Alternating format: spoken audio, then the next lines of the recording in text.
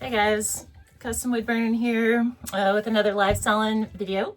Today, a little bit short and sweet. It's a follow-up on when we're doing live sales, when we're coming into that space. There's all this stuff happening in the background behind the scenes that we have to account for, and it's hard to plan these things because we can't observe them typically when we're watching shows. And so I just want to offer that there's, generally speaking, we'll call it three main areas or like workstations that ought to be part of our plan so that we can function efficiently. We have to work with what we have for sure, but goals, right? Hashtag goals. So three areas. The first one is the obvious one, which is the streaming setup. This is what we see on camera. So when someone is doing their live sales, they have, obviously some kind of tech stuff in the background, the phone, the lights, maybe a speaker, internet, modem, something like that. Behind the seller, the backdrop is the more important part because usually we're streaming from home, maybe a storage unit, maybe on location somewhere, but this is our backdrop is our virtual storefront, right? This is our store. This is the impression that we make. And so what's behind us does matter. It should be relevant to what we're selling. For instance, there's wood back here because obviously I sell wood. It seems obvious, but sometimes there's things that just kind of live in the background that don't occur to us. They're like, oh shoot, that's not for sale. That's just for decoration or whatever the case. Family photos would not recommend. There's just certain things in our homes that we wouldn't transfer to a brick and mortar if we had one. And so those things should be curated out so that just the what we want to present to customers is what is shown. And so we don't have to make it huge. Our virtual storefront just for the most part lives in like a phone screen. So just, a little bit of virtual real estate, spare bedroom, just a wall is fine. Even just with like a little, little wall hanger that says the business name or something like that is totally sufficient. But this is our storefront. So this is the first station, and I'm calling it like the streaming station, the backdrop included. And that's the main thing. So tech up front, backdrop included.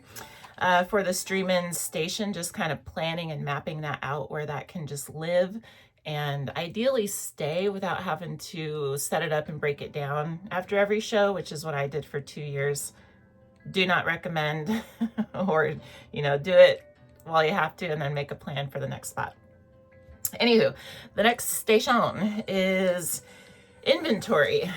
This is a big one because organization and efficiency are super huge with how they contribute to our overall live sales operation.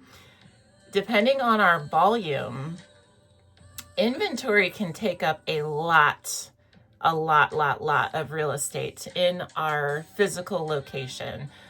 Shelving units are fantastic. If people do have garages and storage units and warehouses and stuff, that's fantastic. Most are,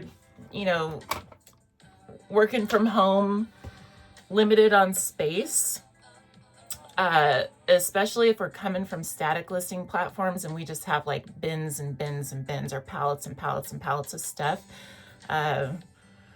I'm going to go ahead and offer that probably less is more when it comes to inventory. The goal with live sales is to turn, liquidate inventory, get rid of it, not hang on to it, most of it if we can. But either case, we're still going to need space for stuff. So the only thing I want to offer for this is just generally speaking, the areas we should account for, less so than like how to set it up. So with inventory, for a smooth process, I'm going to offer to have some system and space accounted for the incoming inventory.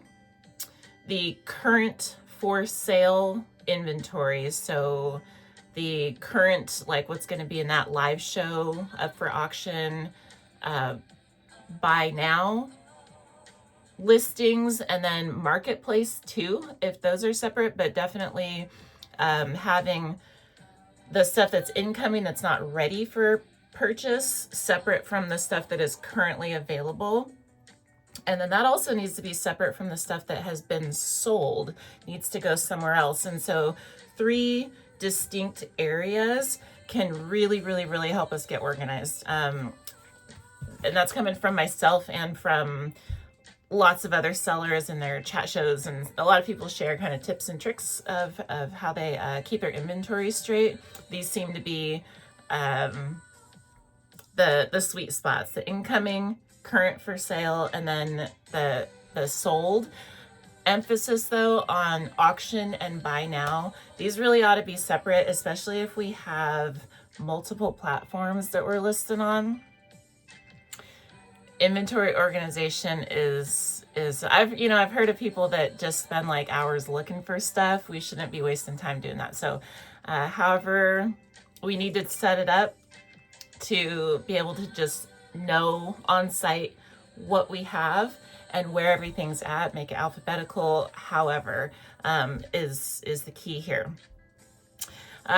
Asterisk and caveat, I suppose, if we are handmade, arts and handmade, our inventory space is going to look different because we're making our inventory, right? And so I'll tack on to this one for workstations. So we have our inventory space accounted for, but then our crafting space is a totally separate thing, right? Because if we're making our inventory, we need counter space and we need separate organization of stuff to do that, because we're working with raw materials, not ready for sale that we're not selling.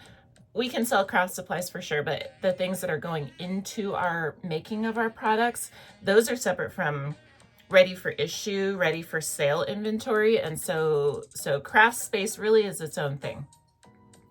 And within the craft space, I would even offer that a lot of crafters have like a Monica's Closet type of thing happening, where just stacks of bins or whatever, organizing our stuff so that, with labels or whatever we need to do to make it so we can account for how much of what we have and know fairly easily how long we've had certain things, perhaps, right? Like some things we'll just like, wow, I've been hanging on to that for 10 years. Some kind of system to where we're just working with the current, what we need, what we use, what we're selling, trying to narrow it down like that, and then separating the ready for purchase, the finished items, from the work in progresses, because sometimes the work in progress pile can be real impressive. And so differentiating those for the crafters, raw materials, tools, and all that kind of stuff. But we'll count that as inventory, but separate. And then the last workstation to account for, so streaming station, inventory, arts and handmade separate for making inventory, and then shipping.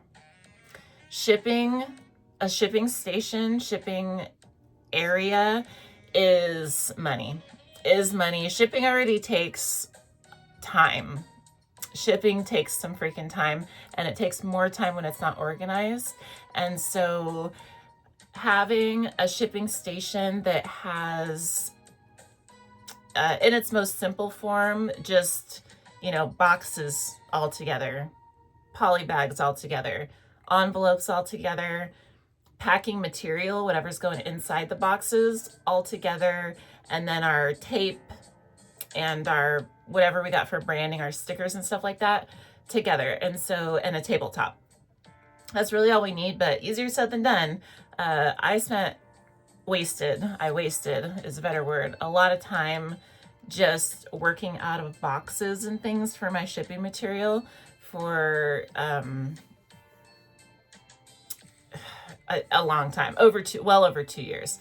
And I gotta say that it has saved me just invaluable, just amount of hours, just having stuff finally set up in an organized way where I can see what I'm running low on, and I just know what I have. I don't have to dig or search for anything. I can just grab what I need, do my packaging all in one spot, and send it.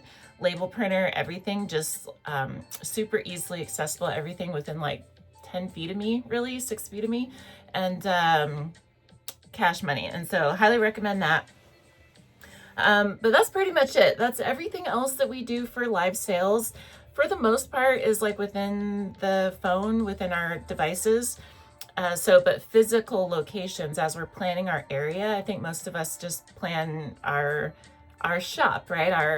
Our live stream setup, but really behind the scenes stuff, the shipping station, the inventory setup, the crafting space, these are what drive what is on screen. And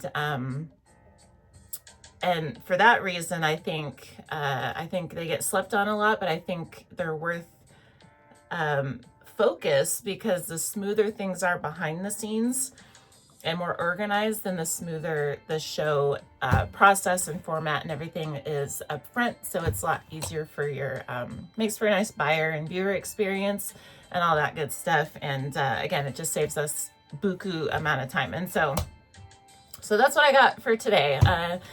Workstations to account for when we're planning our setup. Again, I just want to offer, I do all this within less than 100 square feet. I'm low volume. That does make a difference. I'm not pulling pallets in or anything like that. So everyone should plan accordingly depending on their what they're selling. But a crazy amount of space ain't needed. Just some organization, creativity for the most part. So that's what I got. So if you found value in this, if you found this helpful at all, please let me know by giving it a thumbs up. Otherwise, I would like to wish you happy live selling, and I hope to see you next time. Be here tomorrow and every day after, talking about something different, live selling. All right. See you next time. Bye-bye.